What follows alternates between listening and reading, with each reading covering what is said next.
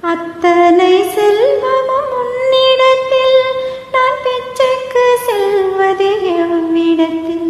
வெறும் பாத்திரம் உள்ளது என்னிடத்தில், அதன் சூத்திரமோ உன்னிடத்தில். ஒரு